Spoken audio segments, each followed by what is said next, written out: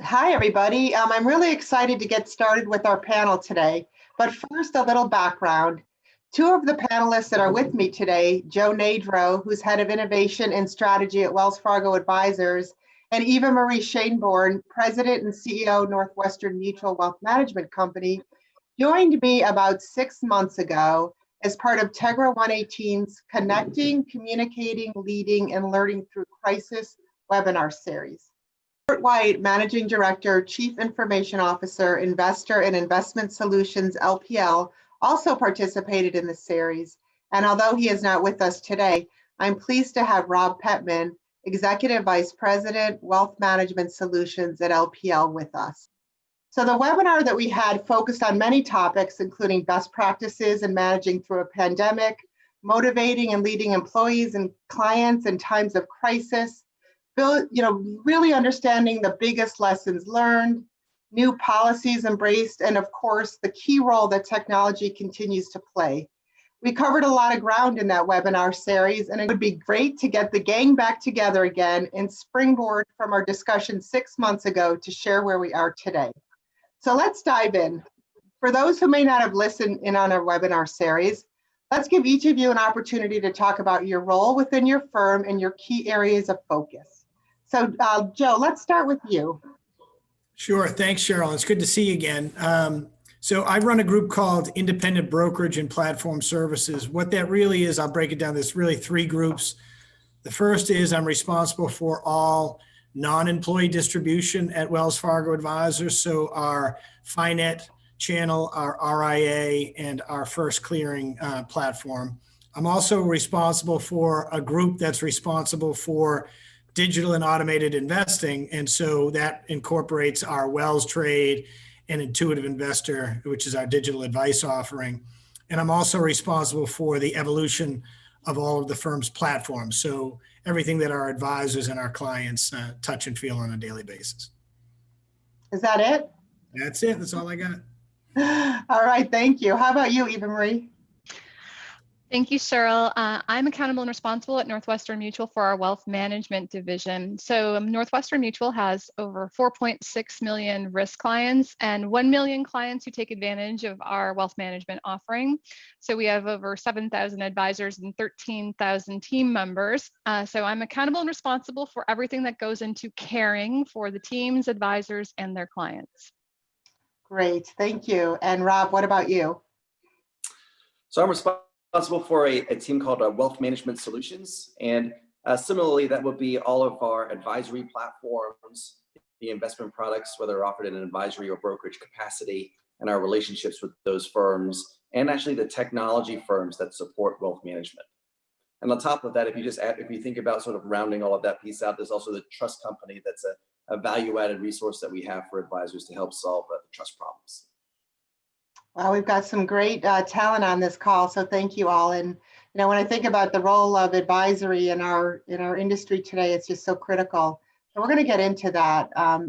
So since we last connected in June, can you share a significant change or initiative coming out of the pandemic crisis that has positively affected your firm? So that was about 6 months ago. We've been in this crisis for about eight to 9 months. So Eva Marie, let's start with you. So I'd say the use of technology by our advisors and their teams has positively impacted our firm. I think that our advisors have found that they're able to meet with more clients, which has resulted in actually much more AUM. Our net cash flow this year is record breaking. So I think that our advisors were already using technology prior to the pandemic, but it's become more native for both them and as well as clients. And I think that that is a positive, a silver lining that I would say that came out of the pandemic for us at Northwestern Mutual. Yeah, technology is everything today. It's really incredible. So how about you, Rob? I think it actually helped accelerate adoption of some of the things that we already had on the shelf. And then in turn, it also helped accelerate our speed to market and delivery of other capabilities. So, just a couple of examples. First, we were pretty fortunate to have some things ready to go for when advisors were ready to adopt them. So, when the pandemic hit, we saw things like our compliant texting solution triple in advisor adoption. We had widespread adoption of e-signature and e-delivery as the business or to-do business had to become more digital. So that was just that's great to have those enabling features sort of at our disposal at the time when the time is right. And then as you think about solving for other needs and really dealing through a disruptive time, we really sped up our delivery of other solutions like e-calendaring through Schedule Once. We introduced Slack, and then other financial planning tools like Advice Pay, just to supplement advisors who are working through a pretty tough time right now. Yeah, I think I've read somewhere that digital has improved in 10 years from where it would have been if we didn't get through this crisis. So think about that. And you just said that, Rob. Things off the shelf really started to get adopted. So how about you, Joe? I couldn't add much to what Eva Marie and Rob said. I mean, I think you nailed it. I mean, I think we've seen in the past 6 months what would have taken 10 years in terms of digital adoption. And so things that, I reference any sort of video collaboration capabilities that we've had available, that we had a limited number of advisors really subscribing to. Now on a daily basis, I'll get in a day of demand what used to take 6 months worth of requests. So it's a whole different ball game. And I think that that's likely going to continue, right? So even after we're past the pandemic, I think our clients and our advisors have adopted this technology in a way that will be infused into the way they work together. Yeah, and I think it's just so important that we keep the good things that come out of this pandemic and don't go back to the way everything was. That might be too easy to do, but we've got to make sure we don't. So yeah, I agree. So next question, growth. So especially during a pandemic, I know, we're now part of a PE firm. Growth is top of mind for us as it is for all firms, no matter what environment we may be in. Are your advisors prioritizing growth in new clients? And if so, how are they finding new opportunities, particularly through technology? There's a social distant paradigm. You can't go have a cup of coffee or sit across the kitchen table. So what are you seeing? Joe, let's start with you. Sure. I think that this, in the areas that we've discussed in the past, I think this area of growth, I think when the pandemic first hit, our advisors really focused on client service of their existing client base, and they kind of put growth in the background. But they've found very creative ways using this technology to be far more deliberate about how they're going after new clients. And so things that I would point to, I've seen our advisors use this video collaboration capability to do client appreciation events where they have some of their existing clients bring some of their friends and kind of do referral calls in a way that they've never done before. And I would also say, in a similar vein to some of the adoption, we always had advisors who use social media and some advisors who use social media very actively to prospect. And I think the amount of advisors now using that technology that they've always had available to them, they're finding new creative ways because they can't go get that cup of coffee like they used to do. And so I think, like everything, they are very entrepreneurial and they will find new ways using the technology to do what they've always done, but in a different way. I always think, what if this was 10 years ago? We would be in real trouble. We wouldn't be able to even do this collaboration. Rob, how about you? So it's very similar. I mean, if you look across the industry, I think we're seeing a rise in advisors working with existing clients and actually capturing more assets as a result of that. And, you see this phenomenon in other places, and I might sort of attribute it to, the same reason why the Home Depot and Lowe's parking lots are full. Folks are taking care of their homes. They're also taking care of their financial situation and thinking a little bit more proactively about that. And advisors are there at that point in time and, leveraging that relationship to help them along through it. So, certainly a great opportunity to work with the existing clients. And that's sort of the theme versus expanding, out to new, given the, the dynamics and how hard it can be to start those new relationships. But similar to what Joe said, as you start looking at these other digital formats, and we have advisors that do, what I call, Zoom open hours, if you will, and they'll partner with, various different product companies who have, these great speaking bureaus of folks that aren't traveling, that are great resources that will actually come out there and participate on advisor phone calls, talk to clients. And, lo and behold, these things are actually turned out to be really successful for a number of advisors. And use things like Slido to be a little bit more engaging, get Q&A and what have you. The value is just reaching out to clients and having that touch point. Many of them would just say, hey, just sending the invite out for the video conference, I'll get an email back from a client and say, hey, remember that old 401k we talked about from back in the day? And that starts a whole other conversation stream. So a lot of creative ways of using the digital sort of video call system. Yeah, I agree. I mean, we're all doing this via video. We'd have to be on a plane going somewhere to do this panel together. So it's really come a long way. And I think, we're finding that it's easier to get in touch with clients today because everybody's home. They're not on planes, they're not traveling. So you actually get time with them because they literally are home, and, it's much easier to talk to them. So there's, like I said, there's some good that's coming out of this for sure.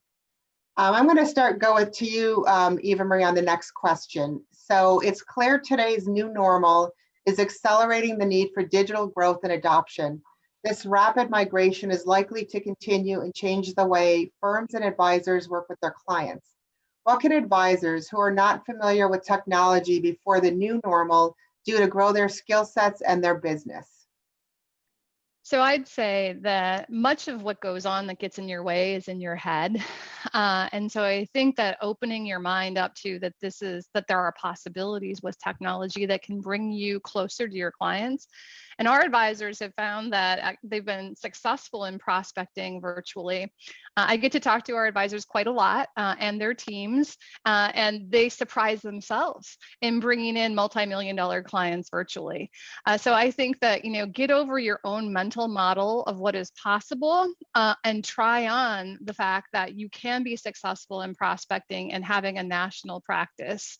And I think it's just a matter of changing how you think about what you're capable of through the virtual world. And I think that oftentimes advisors' teams are further along the technology curve than maybe the advisor is.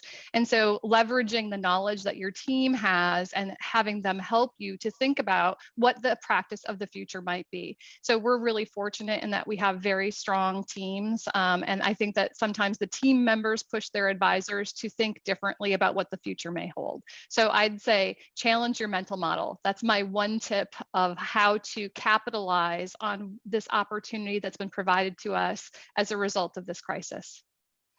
Yeah, I think that's some really good tips. And, I think the advisors today, and that you think about the age of advisors, some aren't as comfortable with technology as others, but I think they're learning quickly. Rob, what about you? I think it's important to focus in on the client communication and your known audience and start internal with your existing base and fight that urge to want to just do the digital blast to the universe, right? I think that's often a place where people go to first. And really getting those reps in and starting small and trying with your clients and spending that time and really dialing it in. I think it's a great first step in developing your overall proficiency. But outside of that, I think another one is just to expect to learn a lot. And as I talk to advisors who are going through a lot of this, it's amazing all of the different things that they've been picking up. Even if you look at my last example talking about Zoom calls, many of them will say, hey, if you're going to do a Zoom call, you can't just do it by yourself. It takes a team to run a Zoom call. You need somebody managing the waiting room. You want someone doing Q&A, right? You want to have a separate device opened up that's logged in as a participant so you can see what everybody else sees, because sometimes what you're looking at doesn't really look right. So there's a number of different things out there that you're going to pick up along the way. And obviously, starting small, start internal, take all of those risks there before you start graduating and then push yourself further out thereafter. Yeah, I think that's good. Some more good tips there. Joe, anything new, anything there that you want to share that's different? Not much of it. I would say a little bit is just trial by fire, right? I mean, they are being forced into an uncomfortable situation where their clients are expecting more digital capability than they are historically comfortable giving. What we've done at Wells Fargo Advisors, we've really done a couple of things. We've really changed some of the focal points of our sales and support desks, and we've completely modified our platform coaching and support unit, which helps our advisors through this process, where we're being far more proactive of teaching best practices to our advisors to say, this is what your clients are demanding, this is what other advisors are doing, and we're going to help you through that process. And as we've mentioned on the panel, once they've kind of taken that step, it starts to become very natural for them. And they're seeing it. Financial services is not typically the pinnacle of financial innovation, right? Of technology and innovation. And so they're experiencing this stuff, Skyping their grandchildren. They're experiencing some of this stuff in, ordering things on Amazon. So they're becoming more and more adept at technology, just away from their jobs and how they're expected to utilize it. Yeah, I think that's right. I mean, you hit on it too. What's interesting to us as a technology firm is what we are seeing is more of our clients are asking us to help them be more efficient. So do better integration with back office, get rid of some of the, reconciliation, errors or things that can be fixed through AI and automation. So it really pushed us in that area more so than ever to make sure we were having a much more efficient platform, because this really pushed us to do that. So yeah, I agree. It's, what can you do today to help be more efficient is another way to look at that. And then, when you think about, some advice that you can give other firms, advisors who are seeking solutions and tools to help them seamlessly run their business, remove complexity, enable adoption. That's what we're seeing is how do you remove complexity and really help firms do more with less, and really enable adoption quickly, client onboarding, all. What are you seeing? What advice can you give other firms? Joe, let's start with you. Yeah. So the advice that, for other firms, I don't think we're on any different trajectory in terms of the expectation that we have had as a firm for quite some time is that more and more our clients and advisors would be collaborating in the digital world, right? So I don't think in February of 2020, we believed anything different than that. All that the pandemic has done, from my perspective, is greatly accelerated that, right? And so, I mentioned this when we talked back in June. People have asked me, have you changed your roadmap of technology? And my answer is no, I have not changed my roadmap of technology, but I have accelerated certain things, right? So I knew that we were going to continue our path around collaboration in the digital space, allowing an advisor and a client to work on their investment plan jointly in the digital space because they weren't getting together as much in the physical world. And so we were already doing that, but the pandemic has definitely accelerated some of that. So my advice to other firms would be, you are not going to stop the fact that this pandemic has accelerated that digital adoption. And so you need to look at what you're doing in your roadmaps for the future and discuss amongst yourselves where it makes sense to accelerate things. And reprioritize. Yeah. How about you, Rob? So very similar, as you look at it, we think about the advisor's time and how we can create efficiencies there, because ultimately, it's about the investor experience. And what does the investor want? They want more of their advisor's time. So, how do you free that up and really put them in the position to give them the best experience possible? And we've done a number of things. We've worked on our new account opening and reduced it from 9 minutes to 3 minutes. We've introduced capabilities like Advisor Sleeve that enable advisors to outsource the trading because, well, it's an operational burden and nobody really differentiates with trading. So all of these things sort of incrementally help free the advisor up to truly focus on where they deliver the most value, which is, staying in front of their investors. So, really focus in on that. And then, as you think about other advice for firms, I think this is one part about just solving, getting close to your client and solving problems, real problems that are happening. And, I think a classic example of that for us was, how we came out with Meeting Manager. And you see this, large shift from brokerage to advisory. And, as many of you know, there's a required meeting that happens with advisory once a year. And that's a lot of meetings if you think about it. And as you start looking at the advisor use case, the amount of time that they take in preparation for that one meeting is a lot. They're going to a number of different places to get, the performance reports and what have you. And if you think about all the resources that takes and the time, and then the meeting itself, there's a huge opportunity for automation there.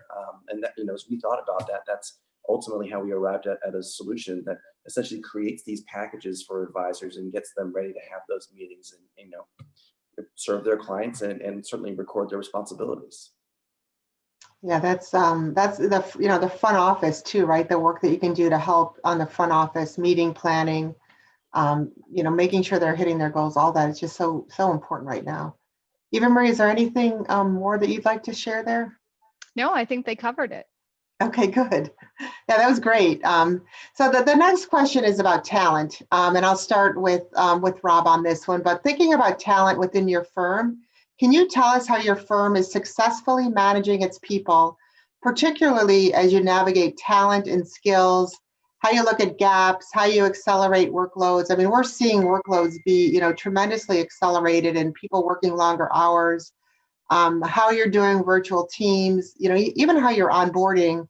We've brought in 50 new employees and we've onboarded them, most we never met. So it's really an interesting time. And then what are you doing about worker fatigue, which is, a topic that you can't not pick up, Twitter or any news feed and not see that. So Rob, what are you at LPL doing about all that? There's a lot to unpack in that.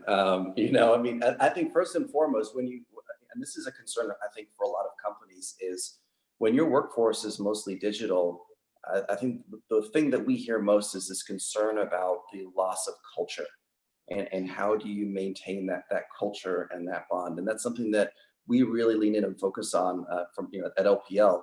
We're trying to be as proactive as possible. We have a number of different digital platforms where we reinforce our culture, and the advisors are the center and purpose of our work, and really try to be as proactive as possible. We have what we also call culture action teams. So small groups of employees that try to think proactively about how to sort of continue that connection. So that's a really important component for us. But outside of just focusing on culture, you have to support your employees. And as you look about what happened in the pandemic, we bought over 1,000 laptops to help set them up to work remotely. We've got regular calls with status updates on the pandemic. We had a new sick leave policy because we wanted employees to tell us when they were sick and not worry about losing time off. We're worried about working parents.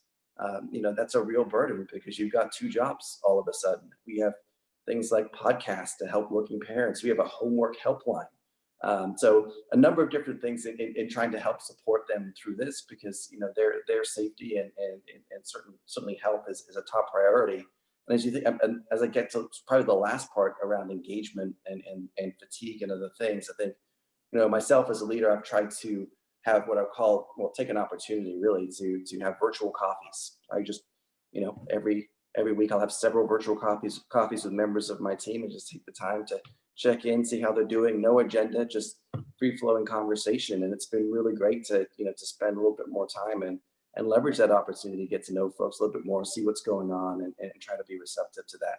And then we try to add a little fun in. We did, recently we tried a murder mystery over one of these digital calls. It gets pretty intense. We're a competitive bunch, so always got to have the room for fun, and there's just other ways that you try to address that fatigue level. I like the homework hotline. It's a great idea. I know we've got a lot of working parents that are struggling. So Eva Marie, so thank you, Rob. That was, a lot of things around culture, which I think all of us probably on this panel are trying to figure out how to make sure we keep the culture, and keep it healthy.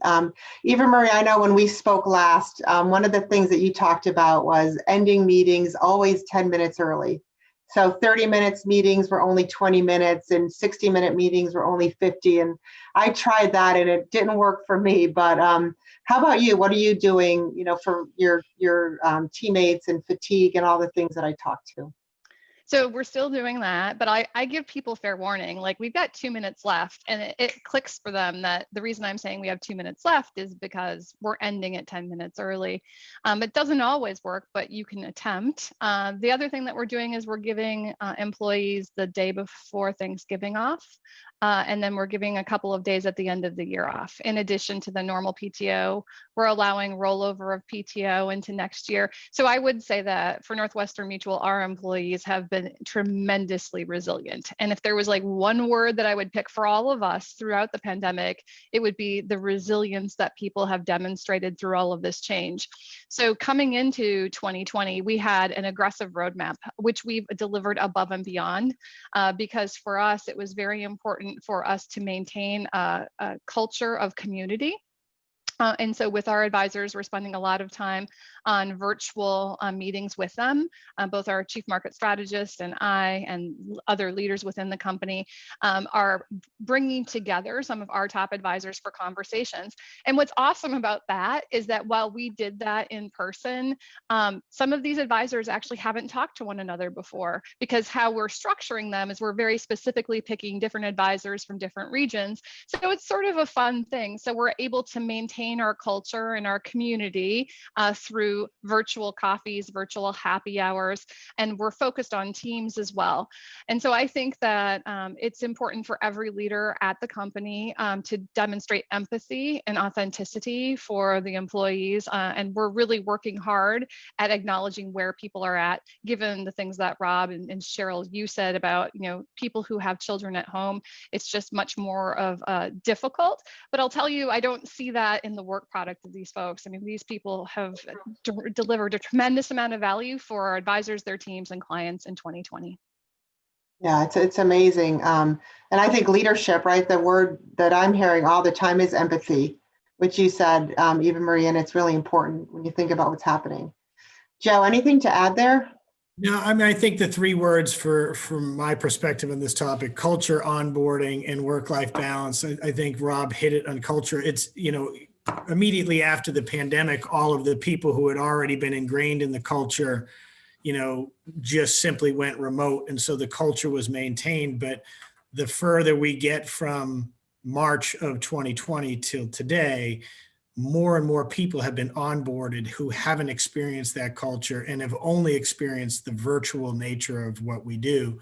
And that's hard. It's hard to create, that same sense of culture in a virtual world. And, I've been very vocal that I don't think our new normal, whenever we're by this pandemic, looks like it did in January of 2020. It's going to be something different. And in some cases, and for some firms, it's going to be very different.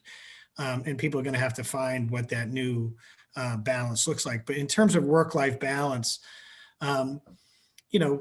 people haven't been able to truly decompress and go on vacation because they, really have had no place to go. And so, yes, you eliminated your commute, but you're having to deal with, when do you shut off when you're sitting where you live, right? And so trying to get people to, you almost need to force people, you need to take some time off. You need to decompress from, the stresses of work. And that's hard to do in an environment like this. And so I think it's going to be important, the longer this stretches, the more grace we give people.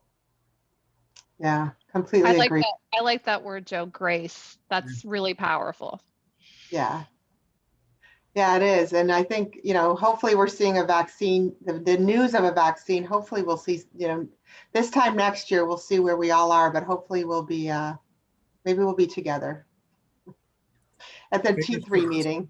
All right. So your firms have had success with remote working. I think when we spoke, we all were amazed at how quickly we were able to move into remote.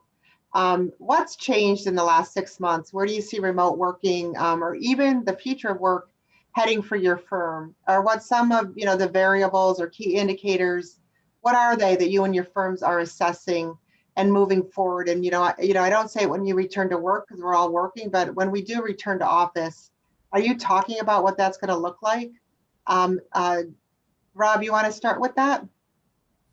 Yeah, sure. So, I mean, well, right now, not a lot has changed. We're about 90% virtual, but we've been managing just fine. I mean, we've had, during, at least with peak market volatility, we were able to handle 7 times the trading volume and not have a disruption in service. So proud that we're able to operate that way and hit those service levels. And we've done things like extend service hours and other things to help manage through this time.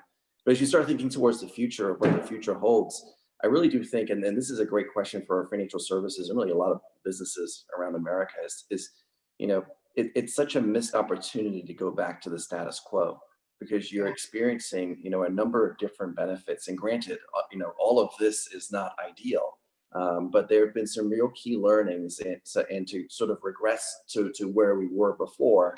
That could cost some firms if they actually do that, because some other ones might actually sort of embrace the new way of doing business and leapfrog them.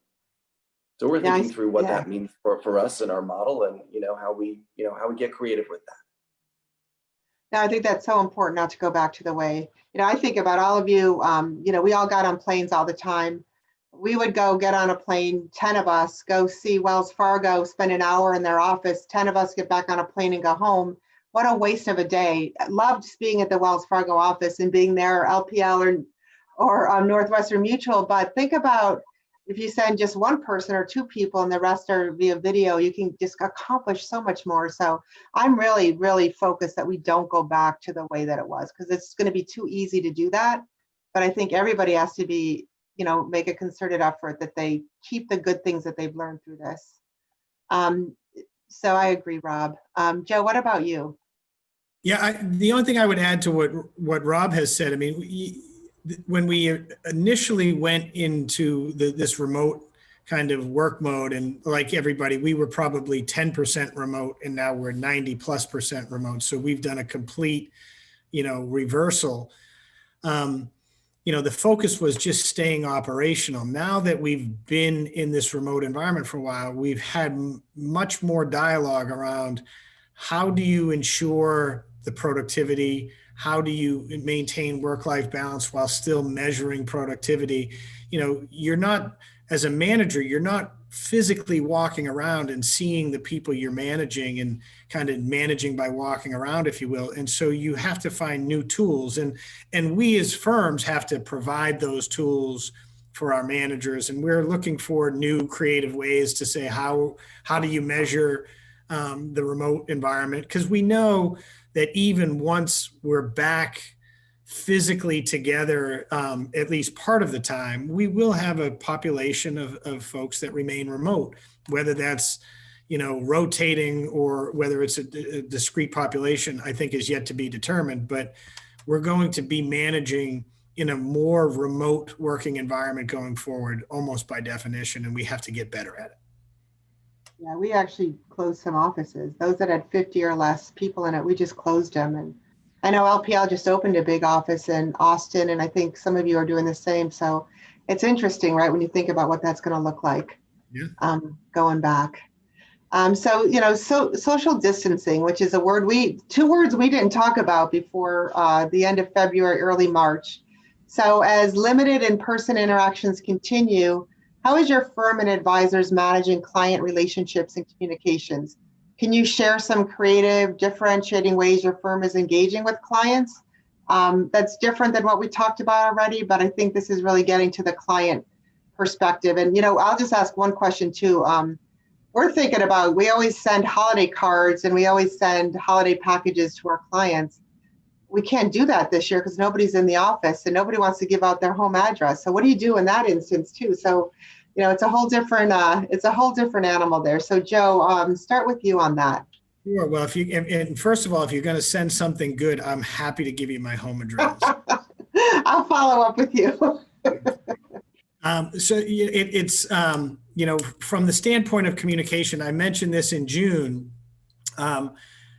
we've forced advisors, and frankly, we've forced the home office in our dealings with our advisors and our clients to be far more deliberate in our communications, right? And so being more deliberate, you took a lot of the pre-COVID environment for granted and how you were able to communicate. And now you're kind of forced to say, how am I going to get in front of advisors? We in Wells Fargo Advisors would have 7,000 to 8,000 advisors come through St. Louis, where we had the ability to touch and feel and control our communications and our strategy and things. And we have not been able to do that since March. And so we've had to be far more deliberate. In fact, as I mentioned in June, I think we would get pretty strong marks from our field saying it's better in this environment than it has historically been. And I think that that's purely attributable to the fact that we've thought about it in a far more deliberate way. And I think the same is probably true for some of our advisors with their clients. To your point, they're able to get to their clients because they know exactly where their clients are going to be. They're not traveling. And so they've established more deliberate patterns in their communication flow with their clients. And so I hope, to your point, I hope some of this transcends the pandemic and we're able to keep the good when we get back to a new normal. That's going to be on all of us as leaders, right, to make sure that happens. Evenber, you're always thinking about clients, and what about you? Like, what are you thinking about now during this pandemic? How do you communicate with them differently? So we've come up with some new ideas of how we communicate with clients, and we've done customized client events with our advisors and our chief market strategist, and those have been very well received. And I think that those are some things that will continue on well past the pandemic. So as you mentioned, Cheryl, both myself and Brent Schutte, we are typically on airplanes going to meet with people on an ongoing basis, but to the extent now that people are comfortable with doing virtual meetings, I do think that creates a lot of leverage for our advisors and their teams.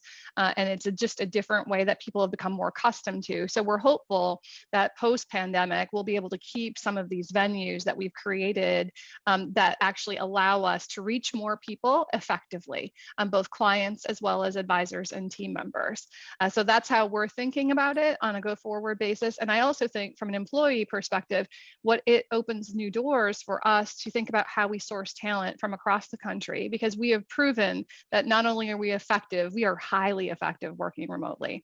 So we've now created a culture that actually resonates remotely. As Joe mentioned, communication is critical and key, but the technology that we have allows us to have these virtual conversations with video. So I think that there's an opportunity for us to think differently about talent. That gives flexibilities to current employees, but also allows us to source talent from across the country, and that's pretty exciting. Yeah, what a difference, right? We don't have to go find talent in just New Jersey. We could find talent anywhere that actually could work remotely. That's been stay away from Milwaukee, Cheryl. Very good. Rob, I'm going to ask you the next question. So what's your top priority in the coming year? What do you see as the biggest game changer for your firm in the wealth and asset management industry? Gosh, there's a lot in there. I mean, we are like in the wealth management space.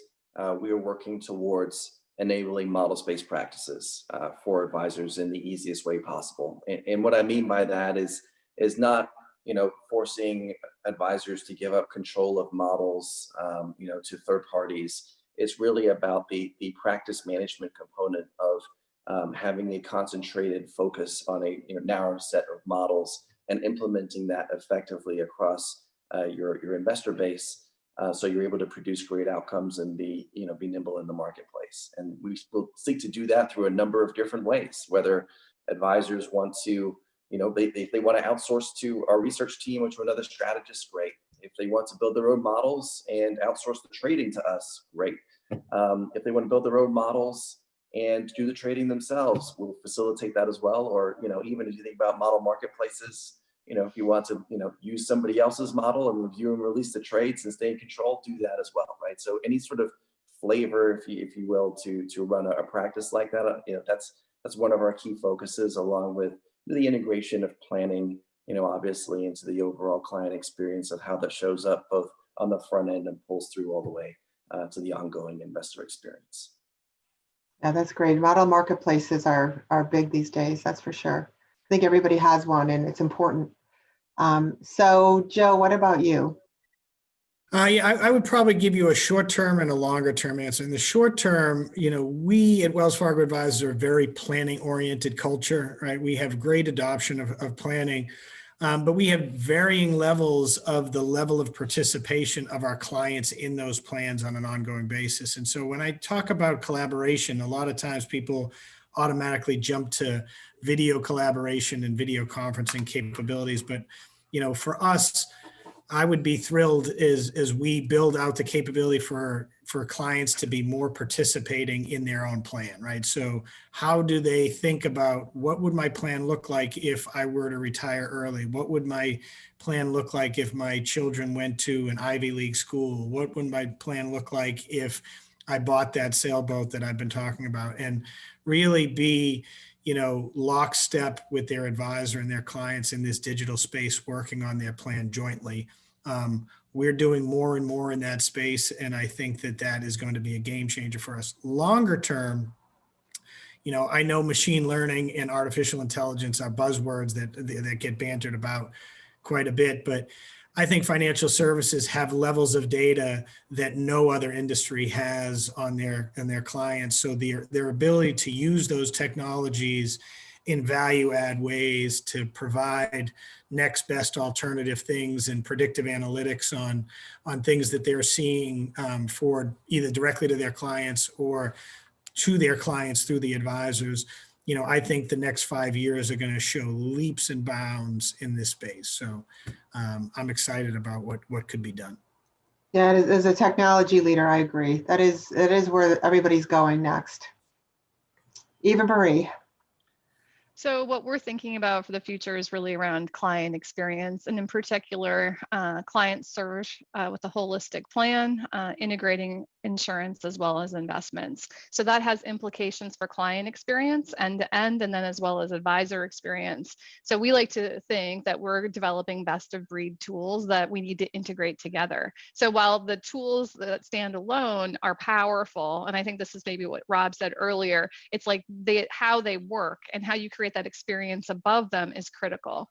And so that user experience for teams is something that we're spending a lot of time co-creating with our best advisor teams, and something we're very much focused on, as well as our journey mapping for client experience. And I think that that's where the future is. Everything that we're talking about here today has to do with client and advisor experience, and then employee experience, some of the things we talked about.